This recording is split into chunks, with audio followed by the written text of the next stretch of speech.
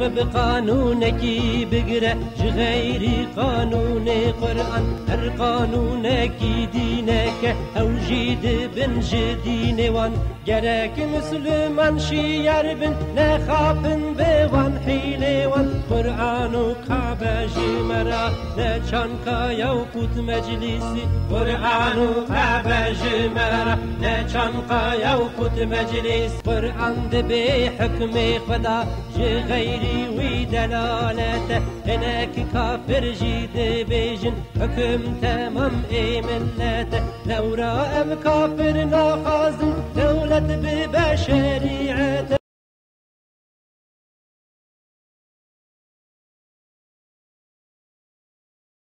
Bunun için İbn Hacer el-Asqalani El-İsabe fil Temyiz-u Sahabe kitabında İbn Esir el-Cezari'den yine de El-Ma'rifetu Sahabe kitabında son derece net bir şekilde Hz. Muhammed aleyhissalatu vesselamın sahabesi olan bazen bölgesine bir Resul ve bir vali olarak atanmış olan Gaban yani Gavan el-Kurdi'den bahseder ve onun Resulullah sallallahu aleyhi ve selleme yakın bir zat olduğunu, iyi bir mümin olduğunu, Resulullah'a bağlı bir sahabe olduğunu, kendisinin Kürt asıllı olduğunu söyler. Hatta El-İsabe'de sahabenin ilk defa Musul civarında Kürtlerle karşılaştıklarını, daha sonra Şanlıurfa, Roha, Merdine, Ahmedi, Cudi, hatta Van'a kadar olan bölgeler fethedildiğini ve bununla beraber İslam'la Kürtlerin şereflendiğini açık ve net olarak İsabe'de ve diğer kitaplarda geçer.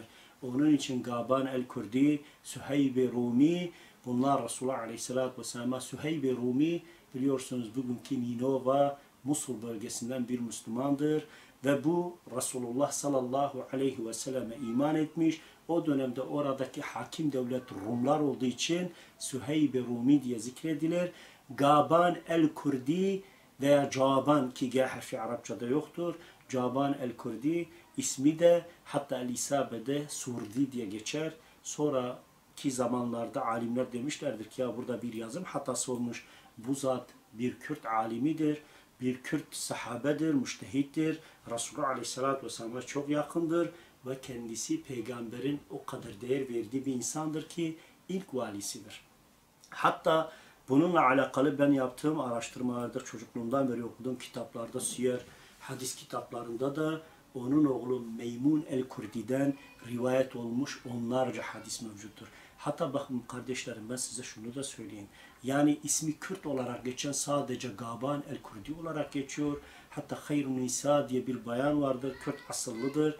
Resulullah Aleyhisselatü Vesselam'dan hadis rivayet etmiştir. Peygamber Aleyhisselatü Vesselam'dan nakillerde bulunmuş bir kimsedir ve şu bir gerçektir ki yani Kürtler içerisinde Resulullah sallallahu aleyhi ve sellemi onlarca sahabe görmüştür ve bunlar hepsi Peygamber Aleyhisselatü Vesselam'a iman eden Kürtlerdir. Aralarında müştehid olanlar yani içtihat derecesinde alim olanlar da vardır.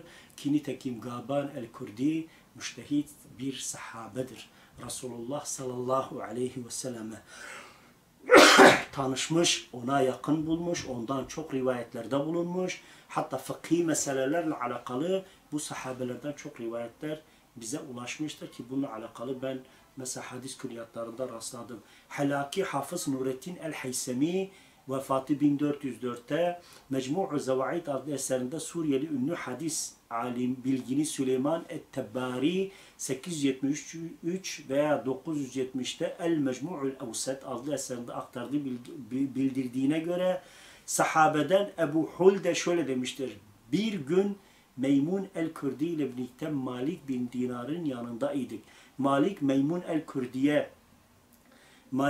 el-Kurdi'yi kastederek Şeyh neden babanızdan bir şeyler anlatmıyorsunuz diye sordu. Sonra kendisine dönerek biliyorsun senin baban Hz. Muhammed aleyhissalatü vesselam'a en yakın dostlarından biriydi. Ondan hadis mutlaka duymuştur. Meymun el-Kurdi şöyle cevap verdi. Dedi ki babam bir şey fazla ve eksik söyleyecek korkusuyla bize Hz. Peygamber aleyhissalatü vesselam'dan pek fazla bir şey anlatmaz. Ve Resulullah'tan kim bilerek bak bu sahih hadisi Meymun el-Kurdi, Gaban el-Kurdi'den rivayet etmiştir. Kim bilerek yalan yere bana söz uydurursa, bana hadis nispet ederse cehennemde yerini hazırlasın hadisini işittiğini, bundan dolayı Gaban el-Kurdi Resulullah Aleyhisselatü Vesselam'dan hadis rivayet etmekten çok sakındığını, az Resulullah Aleyhisselatü Vesselam hakkında konuştuğunu rivayet ediyor. Ve bu Resulullah sallallahu aleyhi ve sellemin bazene vali olarak atadığı ilk sahabedir. Ve çok garip bir şey, peygamberin ilk valisi bir Kürttür. Yani bu bir gerçek ve hakikattir. Yani bu milliyetçilik ve asabiyet olarak algılayanların ben aklına şaşarım. Resulullah sallallahu aleyhi ve selleme şu soruluyor. Diyor ki ya Resulullah biz iyi olan, mert olan, eli açık olan, iyiliksever olan, yardımsever olan ve Allah'ın dinine hizmet etmiş olan atalarımızla övünürsek bu milliyetçilik midir? Diye sorduklarında aleyhissalatü vesselam asla bu milliyetçilik değildir. Milliyetçilik nedir biliyor musunuz? Kendi kavmini üstün görüp başkalarını aşağılamaktır. Bana göre yeryüzünde hiçbir millet öbüründen üstün değildir. Bize göre, İslam'a göre Kürt, Türk, Arap, Çerkes, Fars, Allah'a ve ahiret gününe iman ederse Ermeni, aynı keza Cuhu, Yahudi, aynı keza dünyada var olan bütün millet ve kabileler ve kavimlerden de olsa kim la ilahe illallah derse o bizim dinde kardeşimizdir. Yalnız ırkçılık ve faşistlik ve milliyetçilik yapan ve belli bir ulusu ululaştırıp başkalarına kim ve nefret güdenler bizim kardeşimiz değildir. Onlar o kelimeyi söylese de batıl söylemiş olurlar. Bakınız Hafız Nurettin el-Haysemi Mecmu' Zevaid'de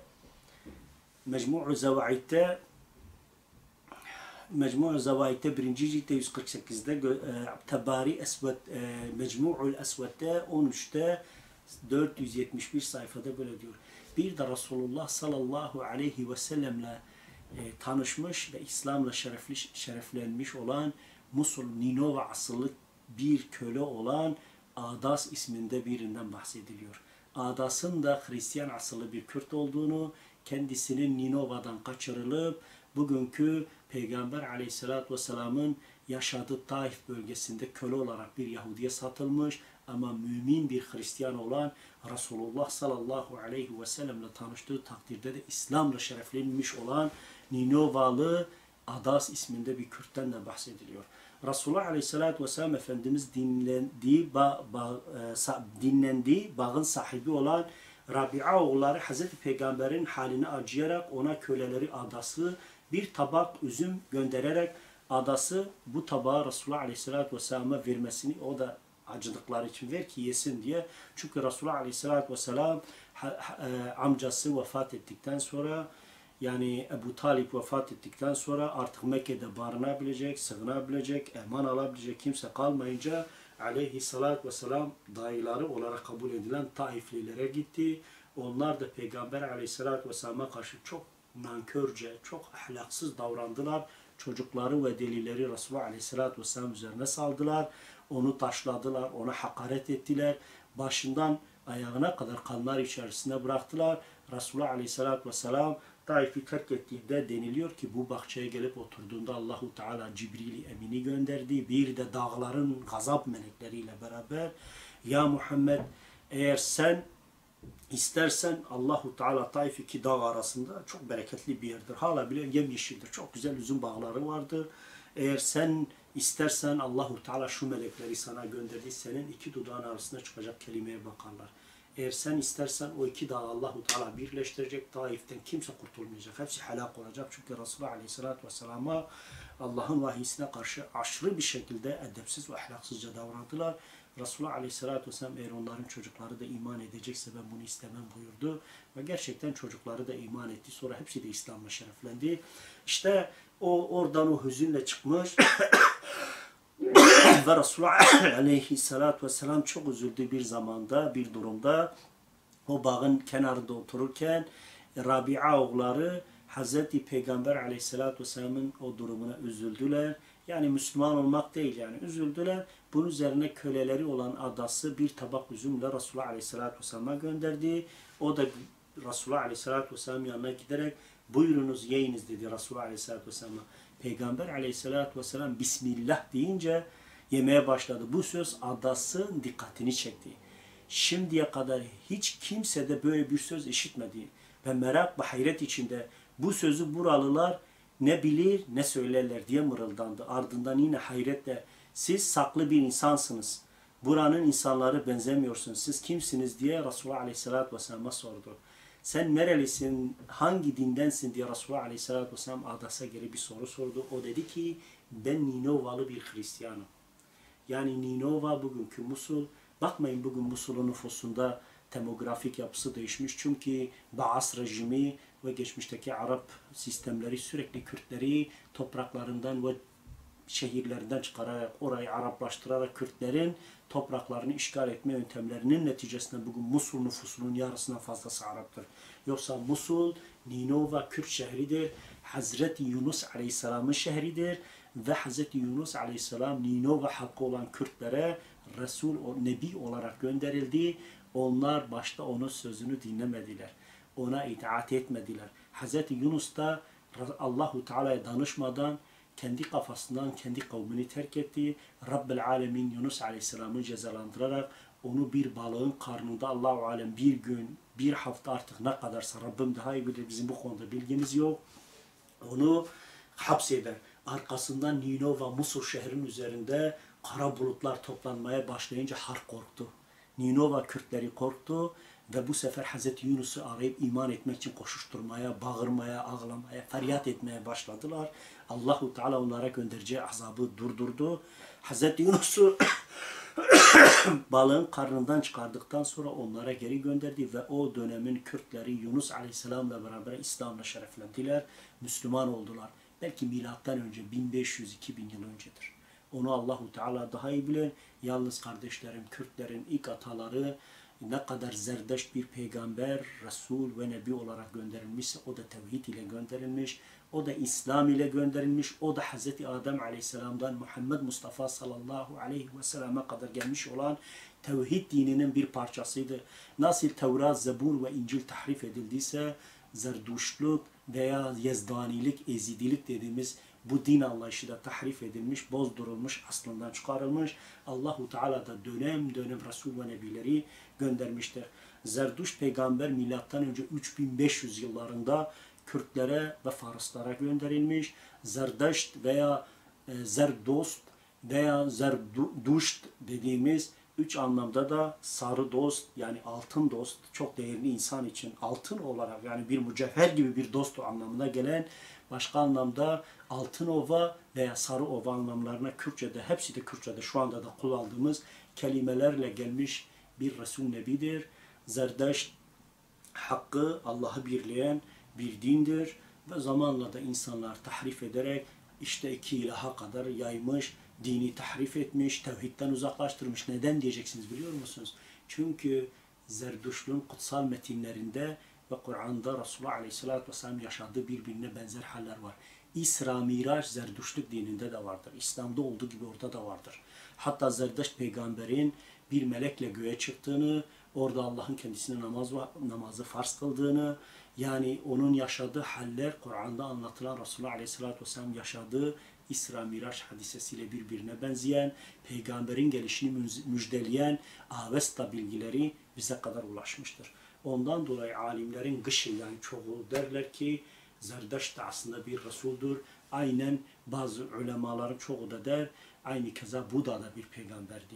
Çünkü onun öğretileri ve şeylerine, onun emirlerine baktığımızda Hz. Musa Aleyhisselam'a Turis'inde Allahu Teala'nın verdiği 10 emrin benzeri Buda'ya da verilmiş. Aynı keza Zerdüşt'te de verilmiş. Onun için kardeşlerim, yani bazı ateist, komünist Kürtlerin işte biz Zerdüşt'tük, İslam öncesi Zerdüşt'tük sözüne hiç kanmayın. Zerdüşt bir peygamberdir. O da İbrahim Aleyhisselam gibi, Yunus Aleyhisselam, Nuh Aleyhisselam, Eyyub, Elyasa, Zülküf ve Lat veya Lut peygamber gibi o da bu kavme, Müslüman, mustazaf Kürt halkına gönderilmiş Resul Nebilerdendir. Allahu Teala Yahudilere gönderdiyse Aramilere, Süryanilere, Araplara, Farslara, Türklere, Çinlilere, Hintlere, Kızılderililere, Afrikalılara, Abojinlere, her yere Allah Resul ve Nebi göndermiş. Düşünün ki Nuh'un tufanı Abojin destanlarında anlatılır. İnkalar veya Mayaların kültüründe vardır. Aynı keza Gılgamış destanı Sümerler'de var. ve dünyanın dört bir yanında var. Hatta ulema der ki Nuh'un tufanı sadece yerel bir tufan değildir. Bütün dünyayı kapsamış bir tufandır ve Hz. Nuh aleyhisselam ikinci Adem aleyhisselamdır. Hz. Adem'den sonra 80 insan kurtulmuş. Hatta Cudi eteklerinde Haşteyan dediğimiz 80'ler köyü vardır ve Nuh aleyhisselamın da kabri o köydedir. Ve bugün Kur'an-ı Kerim'de ve rivayetlerde de 80 kişinin Hz. Nuh aleyhisselama iman ettiği. Hatta dedim ya Evliya Çelebi seyahatnamesinde açık ve net olarak diyor ki, diyor Mir Mali Kurdin diye bir tane insanın 3 şehir inşa ettiğini, biri Şehri Nuh dediğimiz Cizre bölgesidir, biri yani Şırnak'tır, Şehri Nuh, Şehri Nuh, Şırnak'tır, bir de Cizre'yi, bir de Şengal, bir de bugünkü Maya Farkın, Diyarbakır'ın Silvan ilçesinin Hazreti Nuh Aleyhisselam döneminde inşa edilmiş yeryüzündeki ilk şehirler olarak tarif ediliyor. Ondan sonra Nuh Aleyhisselam'dan sonra belki yüzlerce, belki 1000 yıl sonra da Hazreti İbrahim Aleyhisselam geliyor. İbrahim Aleyhisselam tevhidin babasıdır. Nemrud'a yani diktatör, zorba, ilahlık iddia eden o tağuda karşı baş kaldırmış. Onların taçlarını, saltanatlarını, Rabliklerini, ilahlıklarını alaşağı etmiş ve Allahu Teala'nın tevhidini ve mücadelesini vermiştir.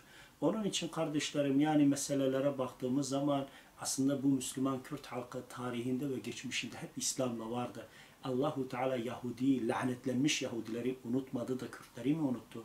Allahu Teala Arapları unutmadı, İranları unutmadı da Kürtleri veya Türkleri unutmadı da Kürtleri mi unuttu? Rabbel Alemin yeryüzünde peygamber, Resul, Nebi göndermedi. Bir kavim, bir millet, bir dil yoktur. 50 kişinin konuştuğu bir dil yeryüzünde varsa mutlaka Allahu Teala onlara da bir Nebi göndermiştir. Bu bir gerçek ve hakikattir. Aksini söyleyen de gerçekten cahildir. İşte diyor ki Resulullah Aleyhisselatü Vesselam, sen nerelisin diye sorduğu zaman Adas Ninovalıyım ve Hristiyanım dedi. Resulullah Aleyhisselatü Vesselam demek ki sen Salih Kul Yunus bin Meta'nın memleketindensin. Hazreti Yunus Aleyhisselam ki Kürtler dilinin Kürtçe olduğunu Evliya Çelebi seyahatnamesinde söylüyor ve bir gerçek ve hakikattir. Kürtler Mezopotamya'nın kadim milletidir. Kürtler milattan önce 3000-4000 yıllarında da bu Mezopotamya'da, bugünkü Zagros dağlarında, bugünkü Batman, Mardin, Urfa, Erzurum, Erzincan, Sivas, belki Kayseri'ye kadar, belki Adana bölgesinden Hama, Humus'a kadar, Halep'e kadar, hatta Şam, Dimeşk dediğimiz iki aşığın buluştuğu yer olarak Mehdi ile İsa Aleyhisselam'ın buluşacağı Dimeşk şehri bile Kürtçe ismi Kürtçedir. Dimeşk iki sevgilinin buluştuğu, iki aşığın buluştuğu yer demektir. Biz bugünkü Kürtçe'de de kullanıyoruz kardeşlerim.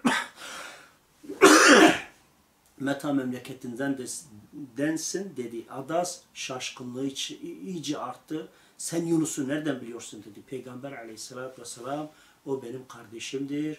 O bir peygamberdi. Ben de bir peygamber Resul Nebiyim buyurdu. Bu sözlerini Adas gönül aleminde iman pınarları fışkırdı ve Resulullah Aleyhisselatü Vesselam'ın önünde diz çöküp kelime şehadet getirip İslam'la şereflendi. İbni Hişam 2. cildi 30'da, Yakubi 2. cildi 36'da bunu bu şekilde haber veriyor. Hatta bunun üzerine efendileri onu aşağılıyor. Yani böyle küçümsüyorlar, ayıplıyorlar. Diyorlar sen de gittin hemen peşine düştün, hemen iman ettin. Adas bu tavır sebebi ayıpladıktan sonra şu cevap verdi. Ben kendimi bildim bileli yeryüzünde ondan daha hayırlı bir insan görmedim. O bana öyle bir söz söyledi ki onu ancak bir Resul Nebi söyler diyerek İbni Hişam 2. cilde 31'de onun böyle dediğini haber veriyor. Yani kardeşlerim belki bizim adını, namını, şanını duymadığımız Resulullah Aleyhisselatü Vesselam'la şereflenmiş çok sahabeler var. Ve sadece onlar bulundukları o toplum içerisinde Arapça öğrenmiş, ya köle olarak götürülmüş ya da ticari bir amaçla gitmiş, oradaki toplumlarla kaynaşmış, onlarla içli dışlı olmuş ve Resulullah Aleyhisselatü Vesselam'a da iman etmiş, Müslüman olmuş. Adas gibi, aynı keza Meymun el-Kurdi, Gavan el-Kurdi veya Süheyb-i Rumi gibileri Peygamber Aleyhisselatü Vesselam'la şereflenmiş, Müslüman olmuş, İslam'la şereflenmişlerdir. İsimlerinin Kürt olması değil, onların bugünkü Ninova, Musul bölgesinden veya Cizre, Şırnak bölgesinden gitmiş insanlar olmalarıdır. Hatta Hayrun Nisa diye bir kadın sahabeden bahsedilir. Onun Hazreti Ayşe ile bile tanıştığı söylenir ama onunla alakalı ben bir bilgiye gerçek anlamda ulaşmadım. Şu bir gerçek ve hakikattir kardeşlerim. Hazreti İbrahim Aleyhisselam'ın Kürt olduğunu söyleyince bazen mesela sosyal medyada videoların altına yorum yapanların yorumlarına da göz atıyorum. Orada şunu gördüm. Yani adamlar Kürtleri basit görüyorlar, hakir görüyorlar. Sanki Allahu Teala Kürtlere şeref bir peygamber Resul gönderemez. Veya sanki Kürtler zaten yoktu. Uzaydan, Mars'tan bir anda bunları bir gemiye koyup gelip dünyaya Zagros dağlarına döktüler gibi bir akıl ve mantıkla insanlar bakıyor. Birincisi Türkiye'de bir doğru tarih yok. Düşünün ki Alparslan kalkıp da Romalılarla savaştığı zaman Mervani Kürtlerinin onlara yardım ettiği tarihi bütün vesikalarda geçtiği halde gidin Malazgirt Savaşı'ndan bahseden Kürtlerin gelip de o savaşta yer aldığını ve Müslüman Türklerle beraber o bölgeyi fethettiğine yardımcı olduklarına dair tek bir kayda rastlayamazsınız. Neden? Çünkü yalan söyleyen bir tarihten bahsediyoruz.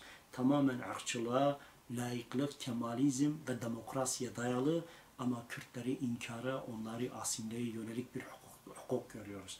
Yani aslında biz hepimiz kardeşiz ama hepimiz Türk'üz. Ki bu bir zulümdür. İslam bunu asla kabul etmez. Birincisi biz Kürtsek, Türk'üz dememiz bizi soysuz yapar. Eğer bir Türk de Türkken ben Kürt'üm diyorsa o da bir soysuzdur. İslam açık ve net olarak soyunu, aslını inkar eden soysuz şeytandır diyor. Bir Kürt Kürtse ben Kürt değilim diyorsa o soysuz bir şeytandır. Bir Kürt Kürt asıllıysa ve Kürtlüğünü gizleyiyorsa o da soysuz bir şeytandır. Çünkü aslına ihanet ediyor, Allah'ın ona lütfettiği dilini, rengini beğenmiyor demektir. Ben elhamdülillah Hazreti Muhammed aleyhissalatü vesselam'dan bugüne kadar ben bu coğrafyada yaşamışım. Benim atalarım İslam'la şereflenmiş. Ben Hizbani aşiretine mensubum. Hizbaniler İslam sonrası Şeddadi, Hizbani, Eyyubi olarak 3 devlet kurmuşlardır. Ve bu aşiret devlet kurmuş. Kudüs'ün, Mescid-i Aksa'nın ve Kudüs'ün Haçlıların elinden kurtulmasına sebep olmuş. Hatta bizim köylerimizde Harbe Hilalo dedikleri yani ilk Selahaddin Eyyubi'nin emriyle bugünkü Gercuş Ovası'na, o dağlık bölgeye, o hakim noktaya biz yerleştirildiğimizde ilk kurulmuş köyün ismi Harbe Hilalo'dur. Lakabımız Beni Hilal'dır. Beni Hilal demek Kudüs'ün fethine katılmış olanların çocukları anlamına geliyor. Hilal'in çocukları, biz Selahaddin Eyyubi ile beraber Kudüs'ün fethine katılmış bir aileden geliyoruz. Aynı keza Hizbani dediğimiz bizim atalarımız devlet kurmuş, Abbasilere bağlı İslam için hizmet etmiş. Azerbaycan, bugünkü Azerbaycan, Ermenistan ve Gürcistan ve Doğu Azerbaycan dediğimiz bu coğrafyada bir devlet kurmuş. Oradan ta Mescid-i Aksa'ya, Yemen'e, Cezayir'e, Sudan'a kadar bu kabile yayılmış. Az bir grup, 13 köy kadar sadece Batman'ın Gercuş ilçesinde kalmış. Bize Habizbini diyorlar ama Hizbani olarak geçiyoruz. Çünkü Kudüs'ün fethine katılmalarından dolayı benim dedelerim bunu çok anlatır. Derler ki biz Kudüs'ün fethine katıldık. Ki nitekim ne diyorlar? Aslan yürekli Richard kendisi İngiliz kralıdır. Hatıralarında Selahaddin Eyyubi'nin ordusunda kalabalık bir gruptan yani farklı konuşan bir grup, bir kavimden bahsediyor ve onların çok cesur olduğunu, çok atılgan, çok böyle kahraman olduklarını Araplar ve Türklerin haricinde bunların ağırlıklı ve çoğunluklu olduğunu söylüyor. Çünkü onlar Kürtleri bilmiyorlardı. Onun için onun hatıralarında bile Kürtler Mescid-i Aksa'nın ve Kudüs'ün azad olmasında büyük rol oynamış. Onun için kardeşlerim, yani ben istiyorum ki bu amacım ve gayem milliyetçilik ve ırkçılık değil. Ben istiyorum ki insanlar kendi tarihlerini bilsin. Bir Kürt insan tarihini bilmeli, bir Türk de tarihini bilmeli, bir Arap da tarihini bilmeli. Bütün milletler ve kavimler birbirine saygı duymalı, birbirine karşı hoşgörülü, anlayışlı olmalı. Benim dilimin unutulması kime ne kazandıracak? Kürtçe unutulsun, hiç konuşulmasın. Kürtçe kaybolsun, yok olsun. Bu kime ne kazandıracak? Ama Allahu Teala her dili ve rengi bir ayet olarak kabul ediyor. Bugün bence ben size açık ve net olarak söylüyorum. Kürtçe'ye yapılan düşmanlık Allah'ın kitabı olan Kur'an-ı Mübin'e yapılan düşmanlığın benzeridir. Bugün Farsça'ya da, Arapça'ya da, Türkçe'ye de, İngilizce'ye de, İbranice dahi olsa bu dilleri yok etmeye çalışmak Allah'ın vahyisini inkar, onu yok etmek anlamına gelir. Çünkü Allahu Teala Kur'an'da bütün dillerin Allah'ın ayeti olduğunu, Allahu Teala var olan bütün dilleri yarattığını ben açık söylüyorum. Hz. İbrahim Aleyhisselam'ın dili unutulmaz. Milattan önce 3000 yıllarında Zagroslarda yaşamış dağ insanı olan Kardukaların, Sardukaların veya Kvarkların dili unutulmasın, var olsun, kalıcı olsun. Metlerin, Asurlar, Metlerin, Metlerin, aynı keza Mitanların, Gutilerin, Hurilerin dili olan, yani Kürtlerin dili olan 5-6 bin yıllık kadim dili olan bu dil unutulmasın, konuşulsun. Bu her dil bir zenginliktir. Dillere düşmanlık bence Allahu Teala'ya düşmanlıktır, başka bir şey değildir. Allah sizden razı olsun kardeşlerim. İnşallah bir dahaki dersimizde Hz. İbrahim Aleyhisselam, Hz. Nuh Aleyhisselam, bununla alakalı İslam kaynaklarında geçen bilgileri göz atacağız, değerlendireceğiz. Biraz ben birkaç dersimi de Kürtlere ve Kürt halkının İslam'la olan geçmişine ayırmak istiyorum. Bugün bizim gençlerimiz sanıyor ki sanki İslam'la Arapların zorlamasıyla karşılaşmış, Hz. Ömer döneminde katledilmişiz, öldürülmüşüz, zorla Müslümanlaştırılmışız gibi bir söylem ve düşünce ve ufuk oluşmuş. Bunun yıkılması için ben aslında Kürtlerin geçmişinin Hz. Nuh Aleyhisselam'dan itibaren başladığını, Nuh peygamber döneminde onun gemisinden inmiş, Malik Kurdim isminde bir Müslümanın, müminin bugünkü Farkini, aynı keza Sincar, aynı keza Musul, aynı keza Şırnak ve Cizre bölgelerini Kürtlerce ihya edildiğini, aynı keza dedim ya, Mevdudi Tefhimul Kur'an'da açıkça diyor ki Hz. Nuh Aleyhisselam'dan sonra insanlık Kürdistan'da başladı. Kürt halkının yaşadığı coğrafyada başladı. Bu bir hakikat ve gerçektir. İnsanların inkar etmesi de hiçbir şeyi değiştirmez. Birileri bizimle alay edip Hz. Nuh Aleyhisselam yok Hz. Muhammed de Kürttür demek bir gerçek ve hakikati kaybetmez, yok etmez. Şu bir gerçek ve hakikat Nuh Aleyhisselam'ın gemisinin indiği dağın ismi Cudi Kürtçedir. Hz. Nuh'un ismi de Kürtçedir. Nuh demek yeni başlangıç demektir. Ve onun hayat ve Kur'an'da sirette anlatıldığı üzerine Nuh'un mücadelesi, Nuh Aleyhisselam'ın gemi yapıp insanlığın yok olması, yeni bir başlangıç anlamında Nuh kelimesi Kürtçe'de kullanılıyor. Cudi Kürtçe bir kelimedir. Bu yeri görmek, menzili görmek anlamına geliyor. Birileri bak ben size şunu söyleyeyim. Cudi değil de Ağrı Dağı'nda gibi göstermek istiyorlar. Birincisi Kur'an-ı Kerim'de Cudi kelimesi ayetle sabittir. Ve Kur'an'da Arapça dışında kelime bulunan dillerden biri de Kürtçedir kardeşlerim. Nuh Aleyhisselam'ın ismi, İbrahim Aleyhisselam'ın ismi ve aynı keza Cudi kelimeleri Kürtçedir. Ve Kürtçe olmasından dolayı da bu peygamberlerin de Kürt olması kuvveti muhtemeldir kardeşlerim. Yani Nuh Aleyhisselam'ın da bir Kürt peygamber olma ihtimali yüksektir. Aynı keza İbrahim Aleyhisselam konusunda zaten büyük alimlerin büyük çoğunluğunun Kürt olduğunu kabul ediyorlar. Çünkü yaşadığı bölgenin ve onunla alakalı bilgilerin hepsi Kürtçe olması ve günümüzde Kürtçe'de kullanılması bile onun bir Kürt Resul ve Nebi olduğunun ve ona inmiş olan suhufun da Kürtçe olduğunu açık ve net olarak bildiriyor. Birileri diyor ya Kürtler hangi alfabeyi kullanıyor? Kürtler İbrahim'in alfabesini kullanıyor. Bu bir hakikat ve gerçektir. Allah hepimizden razı olsun. Rabbim bizleri Kur'an ve sünnetten, tevhidden ayırmasın. بقانونك بقرأ غير قانون قرآن هر قانونك دينك أوجد بن جدين وان جرك مسلمان شيار بن نخابن بوان حيلي وان قرآن كعبة جمرة لشان كايا وقوت مجلسي قرآن